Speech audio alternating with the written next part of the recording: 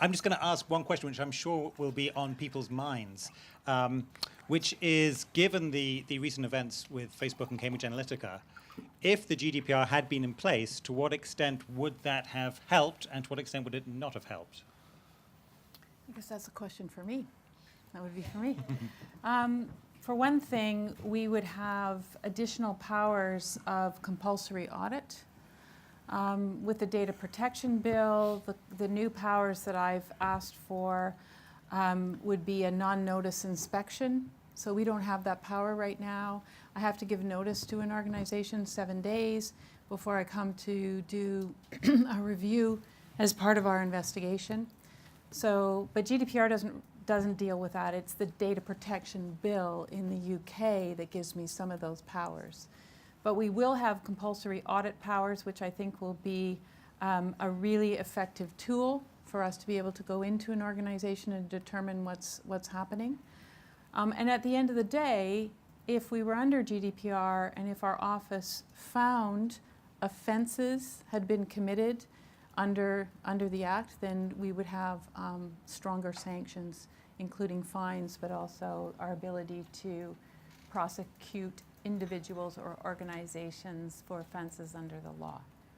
So more powers, more ability to be able to discover what's going on and not have to wait for a week or longer to be able to get in and look at systems, which is the way, that's the situation we're in right now. Thank you. I'm just going to press on a couple of points. So one question that I think is very interesting for people is the sort of jurisdiction of the GDPR. So the territorial jurisdiction, but also the ability to go and look at situations where EU citizens have been affected anywhere in the world. So in a case like this, where presumably some of the people were in the States but were EU citizens, is there going to be a requirement? How are we going to be able to discover whether there was an issue there? So you don't have to focus just on this example, because most of the data that is alleged to have been misused is actually US data processed by a British company. So we have jurisdiction in that case because the processing of the data happened in the UK. Now, it's very likely that if Friends' data was included in the collection by GSR and Dr. Kogan and shared with Cambridge Analytica, it's likely that UK citizens involved in that data, also citizens from around the world, if you get up to 50 million profiles.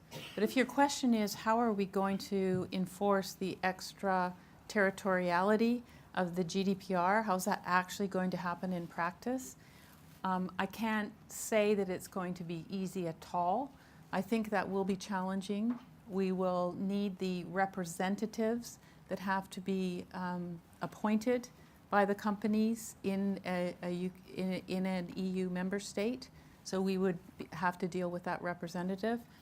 But at the end of the day, it will be challenging for us because we will have to use mutual legal assistance treaties and other joint enforcement tools to be able to enforce the GDPR in other countries.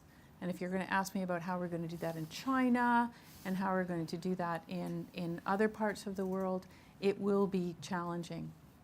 I think that the big players will probably comply, but we are going to have a significant challenge in enforcing the extraterritoriality. I think one of the interesting and actually reassuring things about this week is that US authorities beyond privacy authorities like the FTC have said they're very interested in what's happening, and Capitol Hill has said they're very interested, and many senators have spoken out about it. And I think the world that we've had before is one where actually the right of personal privacy in the US, it doesn't really exist in the same way that it does in Europe, and there are very strong historic reasons for that, as I've mentioned, the Second World War being one of them.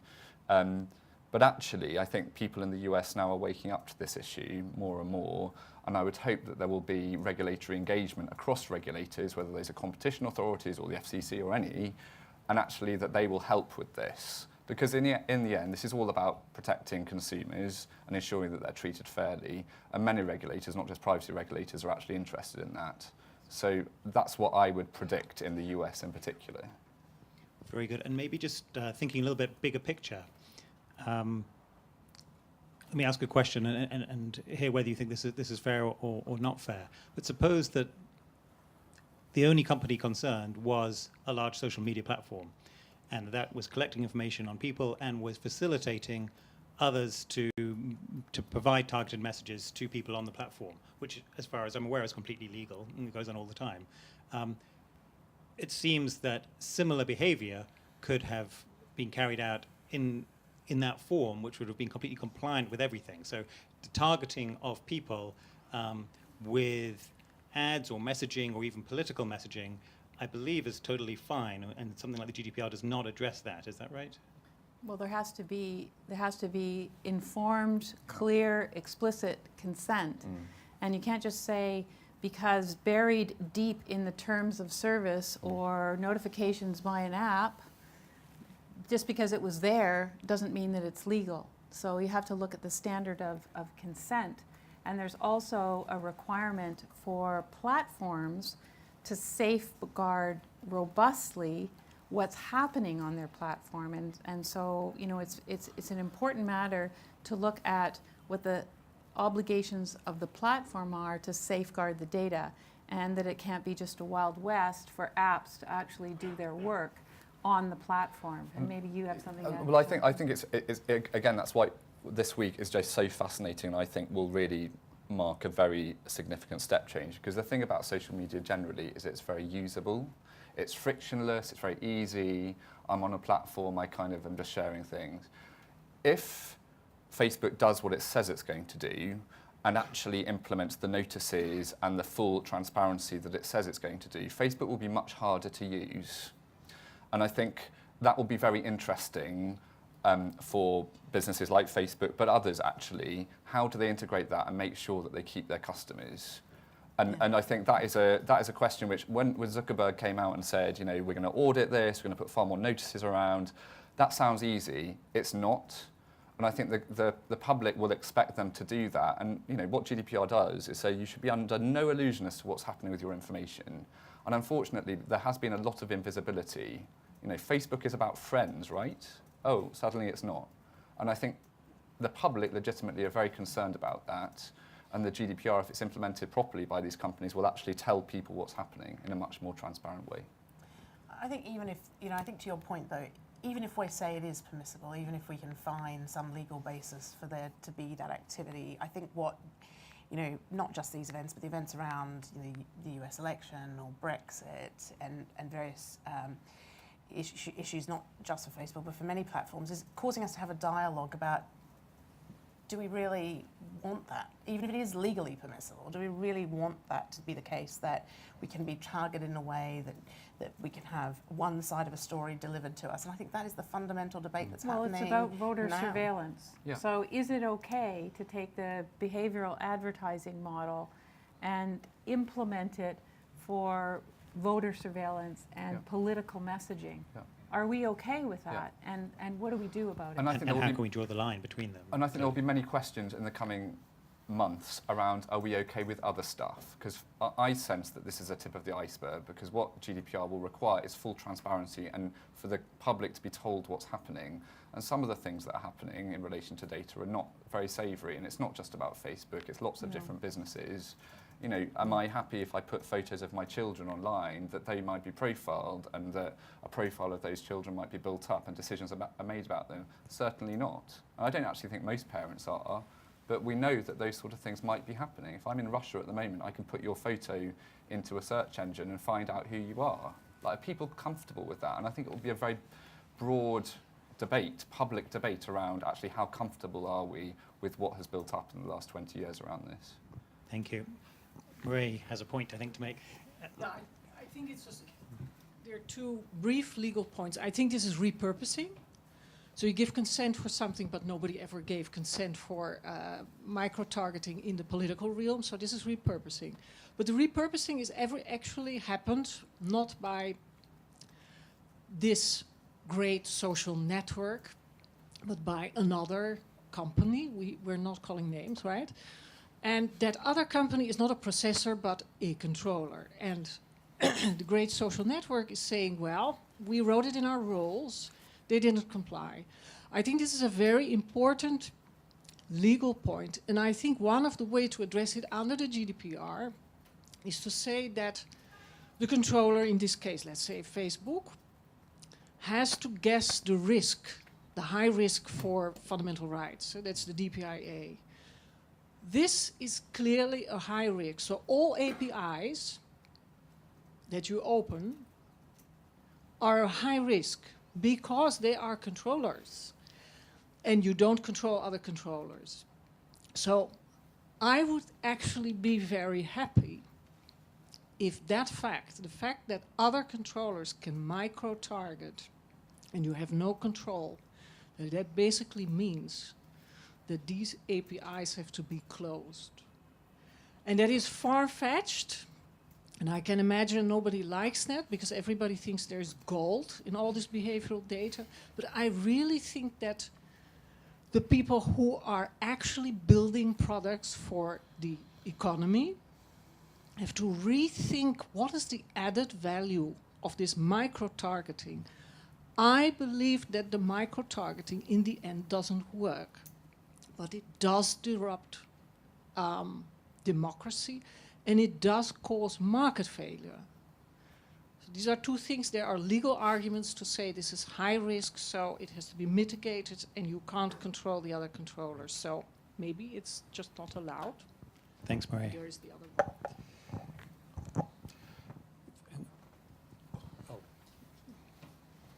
Hi, thank you for all your presentations, absolutely fascinating.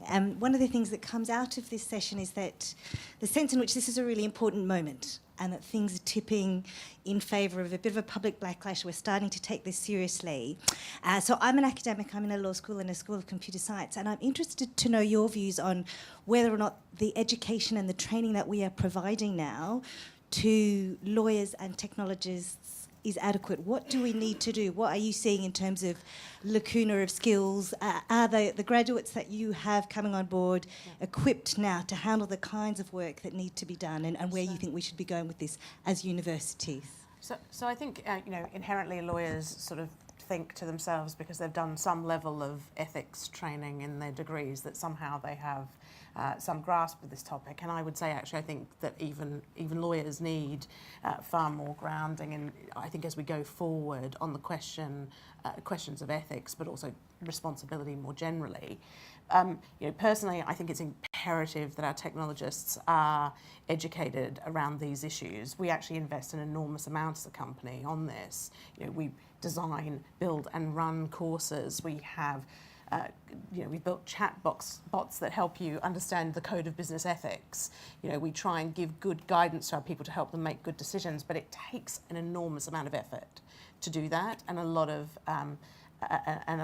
investment. And I think that that's something we could do more, perhaps at a university level or earlier in people's careers than maybe when they come and join a firm like ours. That's personal opinion. I think in a way the best education, the best way to engage with people's imaginations is the share price falls that we've seen, actually, because and when CEOs have to apologise, because I think, and that's why I think this week is a very significant shift, because the soft, nice feeling of Silicon Valley and many businesses there has actually been cut through.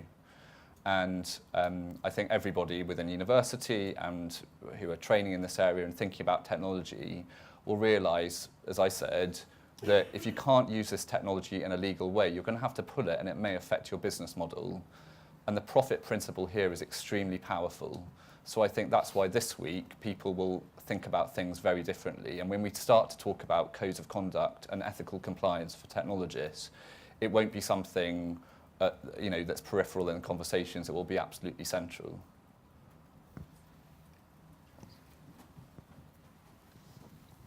Thanks. Charles Rabb, University of Edinburgh and the Turing. I want to have two comments, one of which attempts to shift the focus.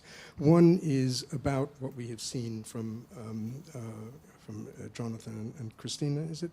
In a way that's really very impressive that you're doing all this kind of stuff, but in a way it isn't, because if you really took it seriously, you could have been doing impact assessments for decades already. The templates and the theories of it have existed. So too risk assessment. Let's have a thought experiment. Suppose, let's say, that the GDPR were repealed a year from now, would you still be doing all of that kind of stuff? Or would you say, whoopee, we're no longer backed into a corner, we don't have to do it, we'll carry on as we did before? So I'll leave that thought experiment with you. And I'm prepared to answer it, because in fact I can say the GDPR was not the trigger for us to do impact assessments or risk assessments. I'm not In getting fact, I'm talking about the business I'm going world. to talk about our business. Actually, I think that there are enlightened businesses who are exactly doing this and have been for some years. And in fact, the reason why for us, as a 460,000 person enterprise, that we're able to have a great deal of confidence in our program isn't because we've put a lot of effort in the last 18 months, but we've done that really over the last decade. Because I take your point. I mean, and I'm not saying every company is like ours. No, my point was a general point about... But I take it really seriously, because I think that's too easy to imply that all businesses are simply a moral vacuum. I didn't And say that no, I know you didn't, but I do want to say I think it's too easy to say all businesses are a moral vacuum and haven't been doing any of this. I agree that we've got some really interesting questions to still answer. I think actually there are more enlightened businesses out there than you think. One thing that I think is really interesting is that a lot of the things that we're doing now for many different types of companies have been happening a lot in the financial services sector. Yeah. And why is that? It's because banks are heavily regulated and they respect their customers at the core of what they do. Yeah. And I think the change has been that effectively huge profit and value has built up outside actually of the regulated space, outside of financial services businesses, and suddenly companies are having to deal with a way of regulating that many banks are very familiar with, but they're just not. So it is a kind of, it's a learning curve, actually, because the regulation for many businesses has not existed. They haven't had to do it. Yeah. Thanks for your replies on that. But I hope you take the point I was making in general terms. The other thing I wanted to do, however, is to pull back, because if we're here to talk about AI in the future, what we've heard so far, and it's fair enough, is about companies and businesses and data is gold and that sector, if you like. What we haven't heard about, what we need to hear about, is AI in the future in, as it were, the public sector. Now, they're not hermetically sealed, obviously, where the question of data being gold is translated into data being power, and also where the question of public trust has to do with democracy and where the customer is actually a citizen, and that's a different framework of analysis.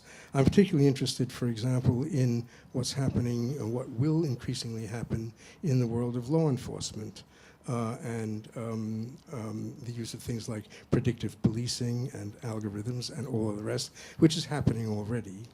And I wonder whether we can begin to think about whether some of the same lessons that you are showing us on your slides, how far that translates over into the public sector, where it's a question of not companies but governments and states and online public services and all of the things in which personal data are implicated. So maybe we can begin to think about AI in the future in that sector as well as in the business sector. Thanks, Charles. Well, on that in particular, I would say that the line between public and private is blurred, and that specifically if we look in the US, we see that a lot of AI is being developed by private businesses who then work very closely with government. Yeah. But I think the US is also very interesting, because you have people like Elon Musk who are huge advocates of artificial intelligence in many ways, but then saying when it comes to using it in the area of warfare or more generally in the public sector, he is deeply concerned about that and asked that the US regulators do something about it, which for an entrepreneur kind of seems extraordinary. So I agree, I think we need to have this wider debate, but unfortunately we also need to bring companies into the debate too, because effectively they're developing the technologies which governments will use. I think it's massively important that we focus on the public sector. And although the lines are blurring between the private sector and the public sector, focusing on healthcare, criminal justice issues, policing is very much going to be the focus of our office. And I think the answer to looking at AI and its application in the public sector is going to require enforceable codes of conduct. And I think particularly in the law enforcement realm, Charles, I think that's going to be really important. And it's a tool that we're going to have. under the GDPR and the law enforcement directive. Michael? I've got a question, probably primarily for Jonathan and Elizabeth. Jonathan, you mentioned that YouTube are profiling you as a pregnant woman. Yes. Is that special category data that they're, and do they have explicit consent for that? Is inferring, do the panel feel that inferring special category data, which is in, for people who don't know, Article 9 of the GDPR, several types of data such as race or health are considered special categories. You cannot use legitimate grounds, legitimate interests to process that data.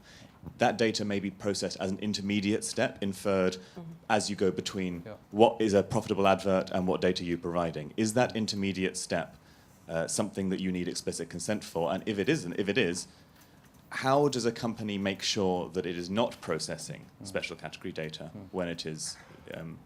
Well, in a way, it kind of goes back to the fact pattern, doesn't it, and that cloak of invisibility. So when I log on at the gym onto YouTube, I don't give any consent. I just go onto YouTube via Google and start to listen to music which says I'm a pregnant woman, apparently. I'm particularly interested in how they might use that data. So if they are profiling me as a pregnant woman and selling it to third-party advertisers, which possibly they're doing if Clear Blue is then contacting me, that is using an assumed type of sensitive personal data about me and sending it to a third party. And that goes to my point around frictionless platforms, because there are things happening in the background that whilst I'm in the gym on the running machine or whatever, I'm not aware of happening, and they're happening very, very rapidly, and I'm being told nothing about it. And I think it's important that regulators really coalesce around this and double down on it, because I think as a consumer, and I'm not talking myself as a lawyer here, I deserve to know, and I don't think currently that I do know. And if GDPR is properly implemented, yes, if it's being used in that way, my consent should be received. I would say that it's a line of inquiry and an active investigation that we have right now, and I don't want to speak to it. Jonathan, I wonder if you would say that if you didn't give your consent, it's the sort of thing which might make you run a mile. There we go, quicker, yeah. Thank you. I believe that the law is not sufficient by itself, in fact. And we may need, in fact, that computer scientists provide and support lawyers to apply the law.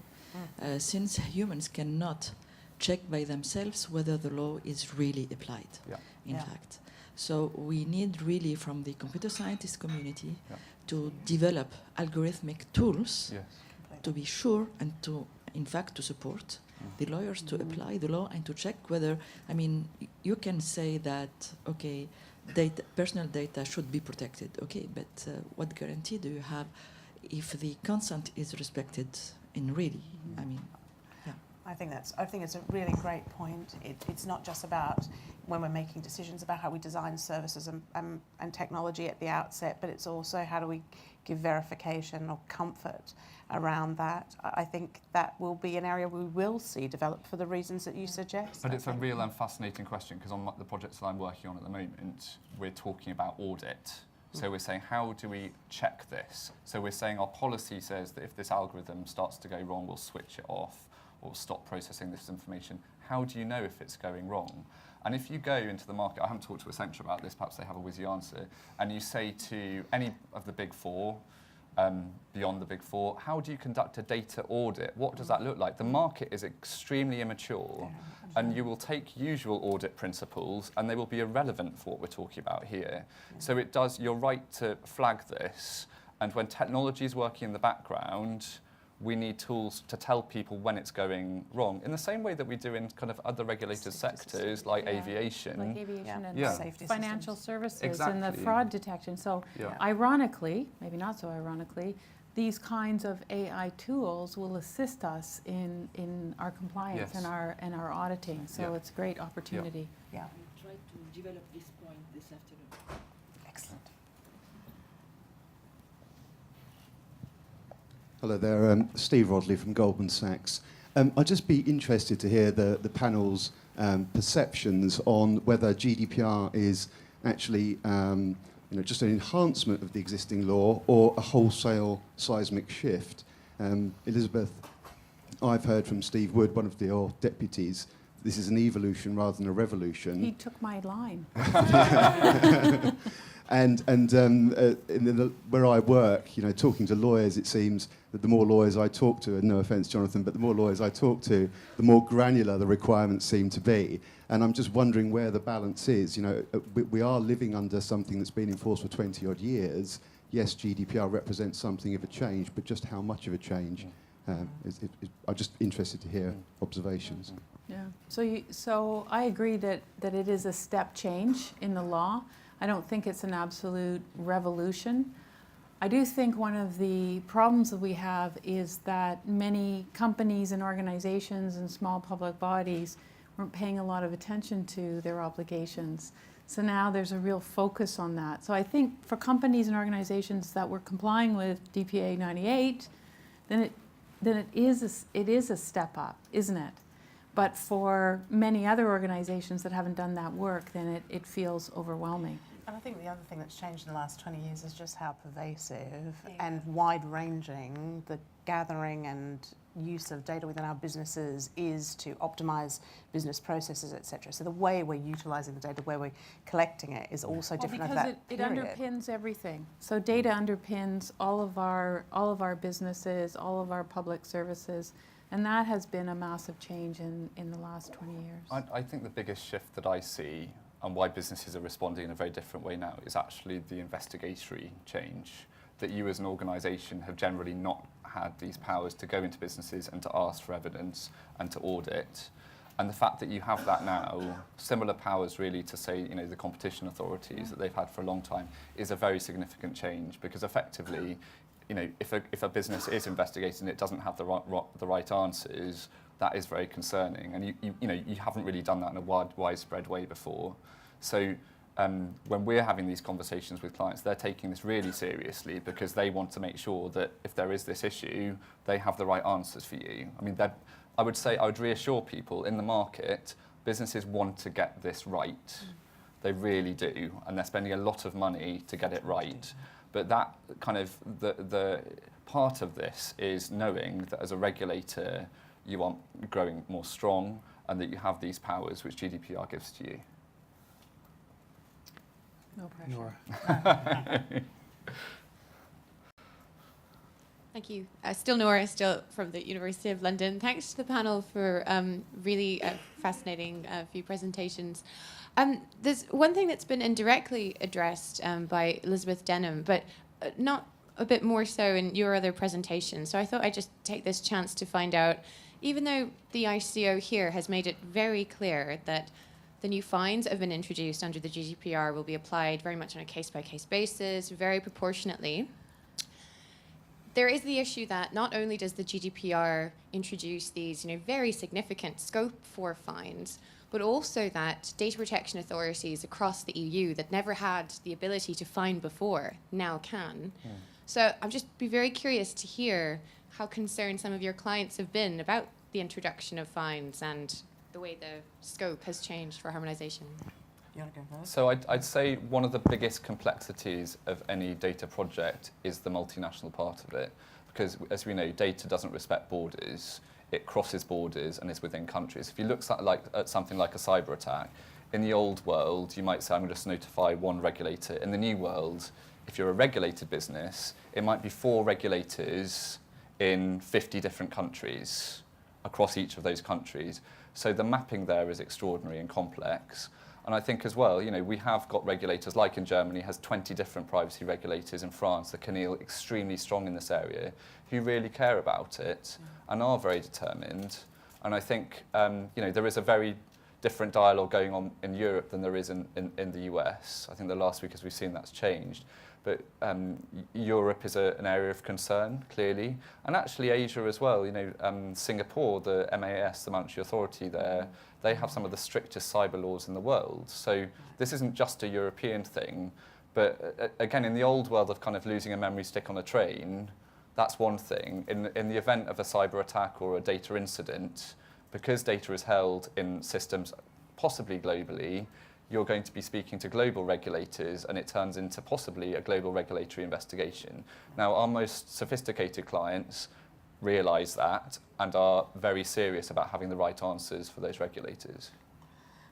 So I would also say that in our experience there's a wide variance in the level of sophistication of clients. So that concern about exactly how they'll be impacted does vary, but there is no doubt that the significance of the level of fines, the ability to stop processing orders, those things absolutely are at the forefront of people's appreciation and driving very much the desire to get things right.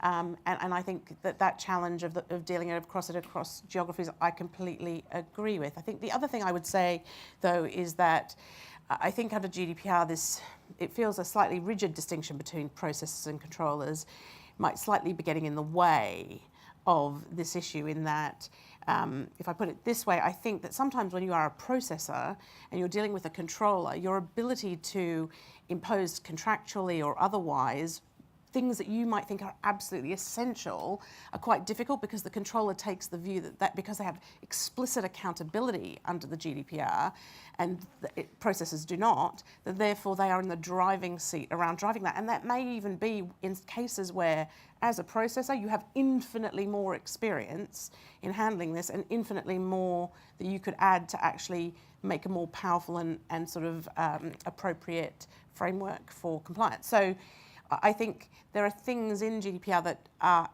unhelpful, perhaps, or I would consider slightly unhelpful. And I think if we can get that clarification about accountability also for processors, that might actually drive better levels of compliance.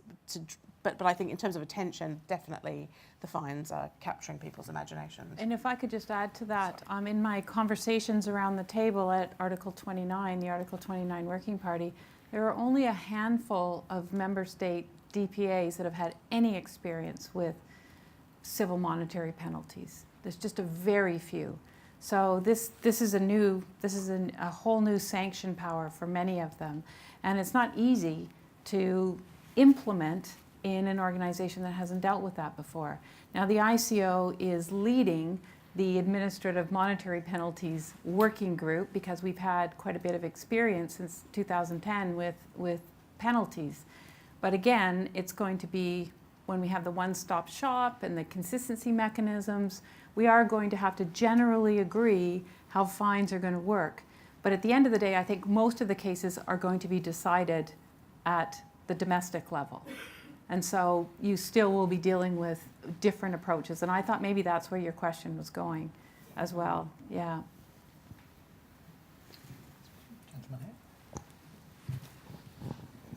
David Chalmers. I work for Metail, a fashion technology startup in London.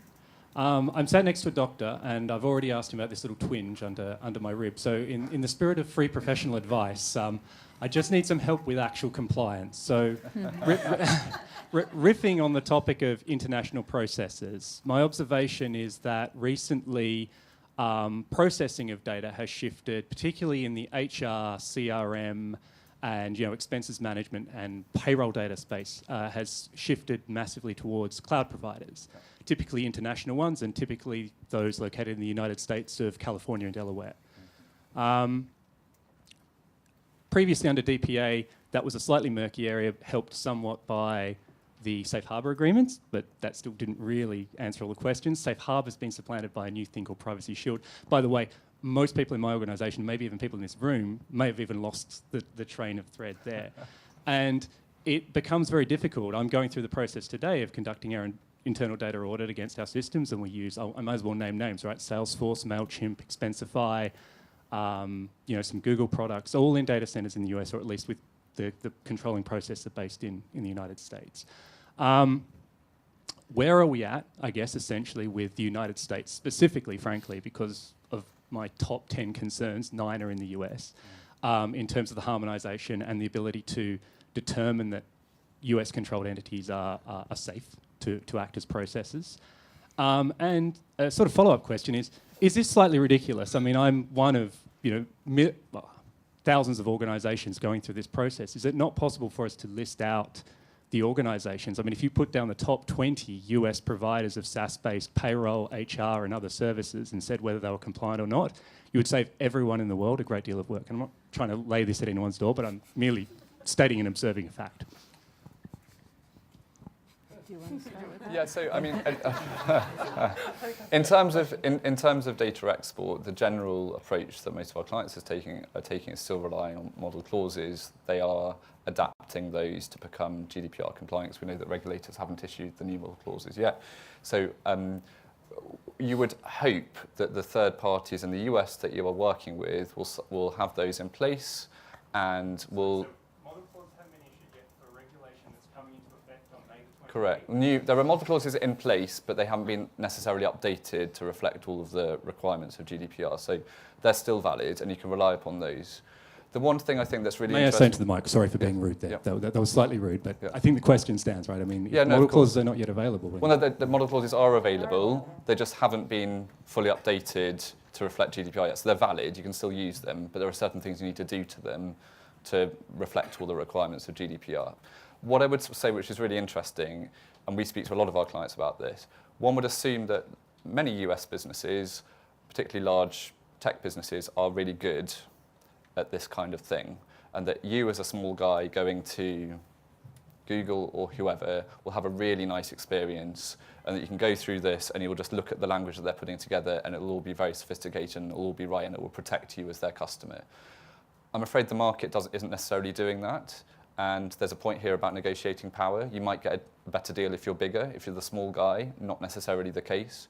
I don't want to name specific names, but just don't assume if you're dealing with a particular large business that you're going to get precisely what you need. So, and to the point as to why you should bother, effectively it's your HR data and you're sending that into the cloud in the US and something bad happens to it, that's your employees' sensitive personal data often. And actually they could have a rights against you to bring action. So you need to demonstrate, and this goes to my point about how much effort do you need to take, how far should you take this? Yeah. And effectively, if you have a good experience with the provider and they're respecting you and the terms look reasonable, that's great. But if you don't have a good experience, you do have to ask yourself, is this the right provider for me? And I think the market needs to vote with its feet a little bit.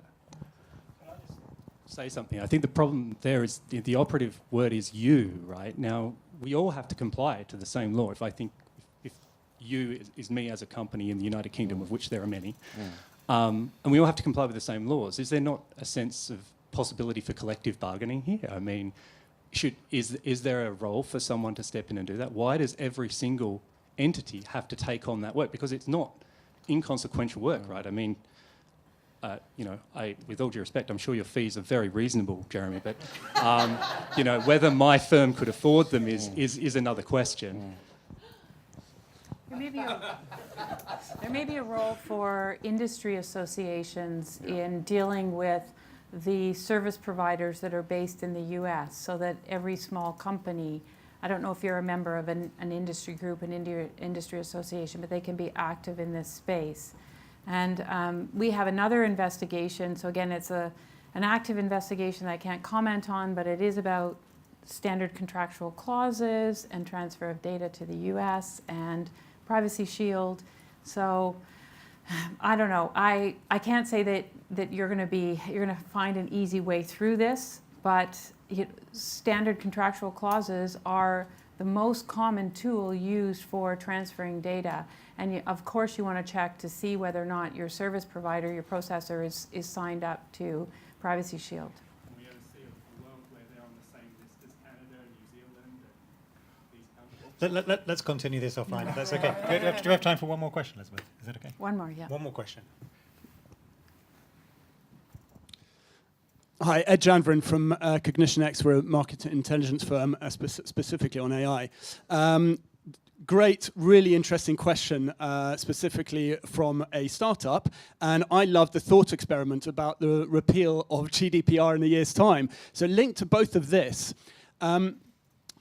if you consider that I might be a young, very, very bright PhD in machine learning, and I've got a fantastic business idea that will be a unicorn, and I now am a highly internationally mobile individual who can set up in any city that I want. Do we not think, you can see that where I'm going obviously, do we not think that GDPR, do we need to admit that GDPR is a drag on entrepreneurialism in the UK?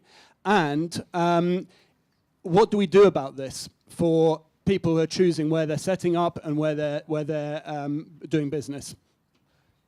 So shall I yeah, so I think the free movement of data, in a way, I mean, is equally as important, if not more important, as the free movement of people. And if we, in this country, don't have some of the strongest privacy laws in the world to receive data from our European partners or from Asia or other locations, then we're effectively creating barriers. So we do need to meet certain regulatory standards, and we're implementing GDPR before Brexit anyway, but it's vital that that this free flow continues, and the way that the world is going is more data regulation, particularly in the US, rather than less. So I think the UK actually is a very good place to be, because you've got a very pragmatic regulator, very active regulator who will talk to you. Lots of European regulators are not that chatty. So actually you're in this country, I think you're quite lucky, and it's a country and an economy which is wanting to encourage your business, and stepping away from privacy laws in this country would be the wrong way to encourage your business, because effectively you couldn't go global. I totally agree with that. And in all of the debate around GDPR and exiting from the European Union, I think you had an agreement across industry, across tech associations, civil society, and parliamentarians that strong data protection laws were important culturally in the UK. And Jonathan said that the laws are getting stronger around the world. So this is not just a European thing. They're getting stronger in Australia and Canada. And if you look at the US states, you'll see the swing towards stronger regulation. So it may not be at the federal level in the US, but it's certainly happening at the state level. So these are our values in the UK. That's where we need to go, and people need to trust. And it's the strong regulation is going to build business, and it won't. I don't think it's not going to crush business or innovation. My view. Thanks very much. Please join me in thanking our speakers for a great session.